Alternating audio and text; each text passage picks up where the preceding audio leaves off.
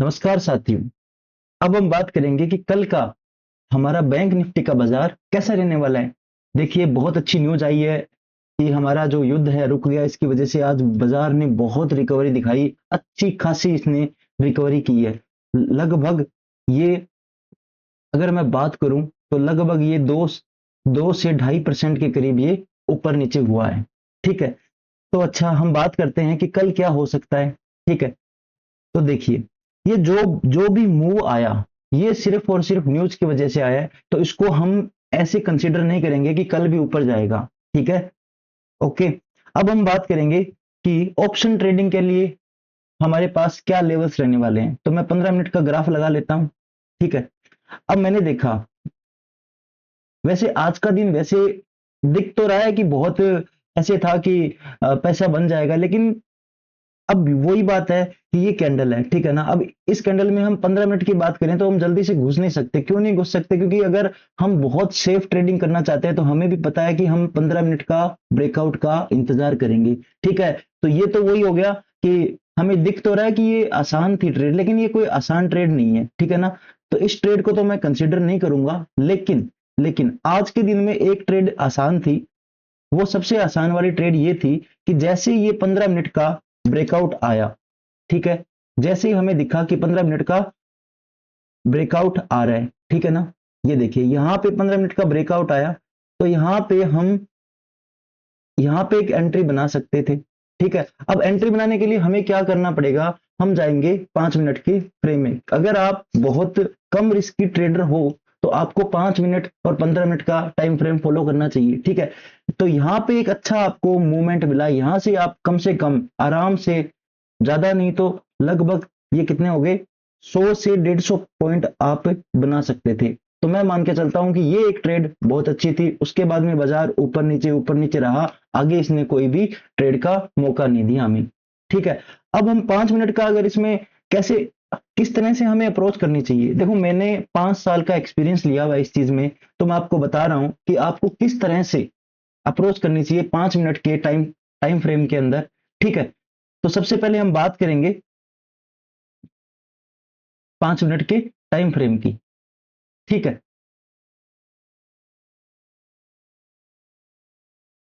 मैं 5 मिनट का time frame लगा रहा हूं।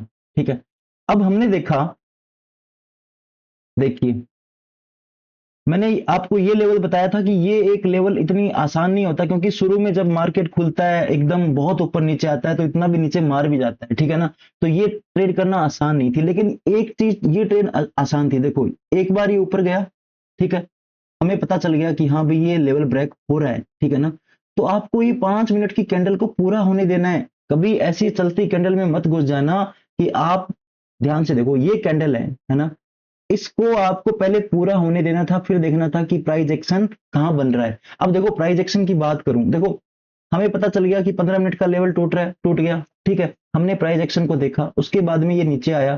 ठीक है, फिर दोबारा, ध्यान रखना इस पैटर्न पे, देखो एक बार गया, ठीक है, दोबारा, ठीक है, ऐसे अपने को ट्रेड लेनी चाहिए। कैसे? जैसे कि एक बार ऊपर गया, नीचे गया, ठीक है, और जब ये वाला ये हुक मिल जाए, इसको हुक बोलता हूं मैं, ठीक है ना, अगर आपको ये हुक मिल रहा है उसी टाइम आपको ट्रेड में इंटर करना चाहिए। क्योंकि देखो, ये यहां से लेवल टूटा, सबको पता चल गया ना कि ये लेवल टूटा है, तो लोग बहुत बहुत घुसे होंगे इसके अंदर।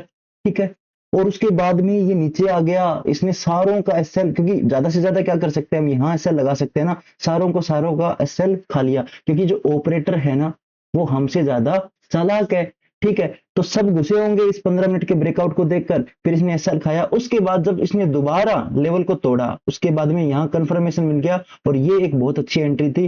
तो ये इस पॉइंट्स को आप बहुत अच्छे से ग्रेप कर सकते थे। ठीक है, उसके बाद में हम बात करने वाले हैं कि कल का दिन कैसा रहेगा। एक तो ये ट्रेड थी, दूसरी ट्रेड की मैं बात करूं तो देखो, दूसरी ट्रेड मेरे को तो कुछ ऐसी कुछ लगी नहीं, क्योंकि मैं 15 मिनट और 5 मिनट के फ्रेम में मैं रिस्की ट्रेडर नहीं हूं। अगर आप रिस्की ट्रेडर हो तो आप 1 मिनट के टाइम फ्रेम पे भी बहुत सारी स्कैल्पिंग कर सकते थे। ठीक है, अगर मैं स्कैल्पिंग की बात करूं तो स्कैल्पिंग के लिए क्या लेवल हो सकते हैं। ठीक है, तो स्कैल्पिंग के लिए सबसे पहले आपको क्या चूज करना होता है? 1 मिनट का टाइम फ्रेम। ठीक है, मैंने देखा 1 मिनट का टाइम फ्रेम। ठीक है, हमने 1 मिनट का टाइम फ्रेम लगा लिया।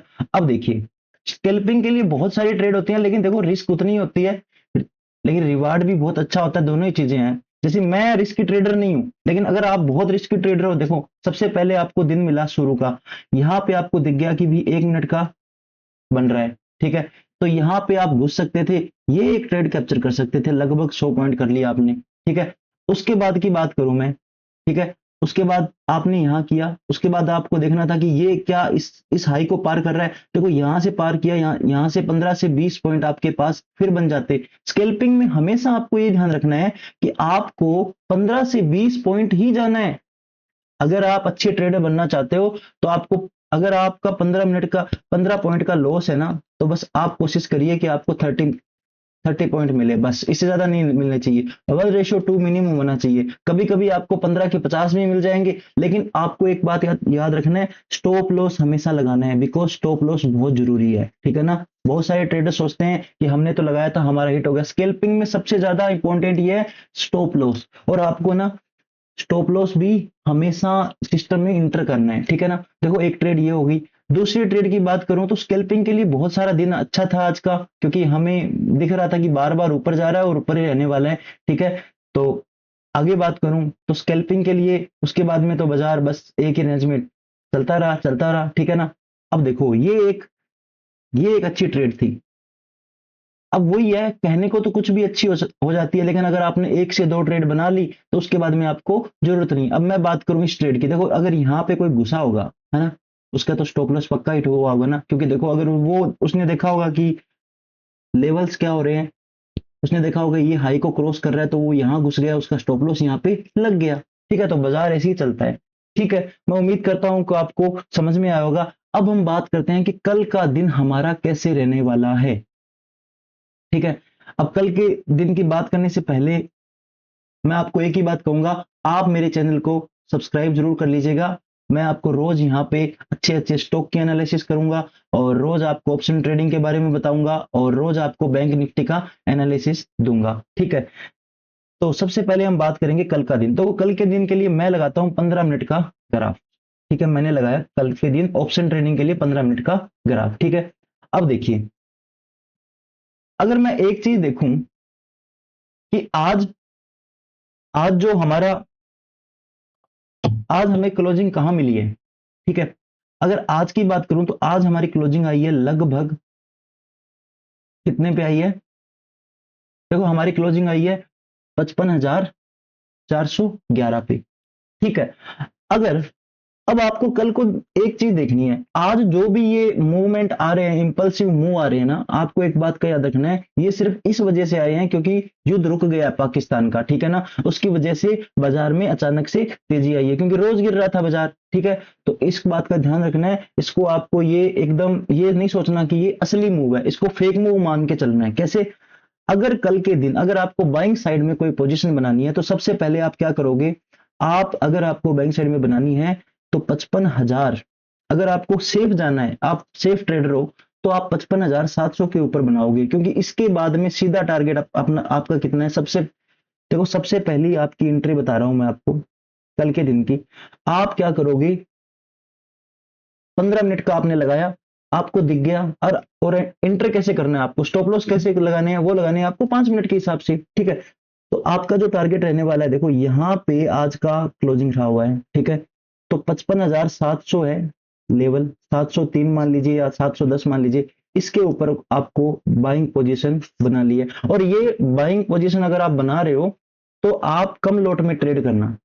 इसका रीजन ये है क्योंकि ये मूव अगर आपने सोच लिया कि ये तो बस अब बाजार ऊपर ही जाएगा, ऐसा मत सोचना, क्योंकि ये सिर्फ न्यूज की वजह से आया हुआ मूव है, ठीक है। अच्छा, अगर डाउन साइड की मैं बात करूं तो देखो, मैं अपनी बात बताऊं तो मैं डाउन साइड के अंदर बहुत ही ज्यादा ये सोचूंगा कि डाउन साइड में बनाऊं। इसका रीजन क्या है, क्योंकि देखो ये जितना ऊपर गया है उसका करेक्शन थोड़ा आया है ना, तो कम से कम 50% तो आना चाहिए ना, यहां तक करेक्शन होना चाहिए। तो मैं क्या करूंगा, जब जब जब जब जब इस लेवल को ब्रेक करेगा ये, जब ये इस लेवल को ब्रेक करेगा 55,100 को, तो मैं क्लियर नीचे की तरफ आऊंगा। तो मैं यहाँ पे अग्रेसिव अपनी बाइंग अपनी अग्रेसिव क्वांटिटी डालूंगा, ठीक है। तो आपको बता दिया लेवल कि जब आपको बाइंग साइड का बनाना हो तो 55,703 के ऊपर बनाना है, और आपको अगर सेलिंग का बनाना हो तो 55,100 के नीचे बनाना है। ठीक है, उम्मीद करता हूं कि आपको अच्छा लगा होगा। आप मेरे चैनल को शेयर, सब्सक्राइब, लाइक कीजिए। मिलते हैं हम कल के अलग और वीडियो के अंदर, जिसके अंदर हम और बात करेंगे। ठीक है जी, धन्यवाद।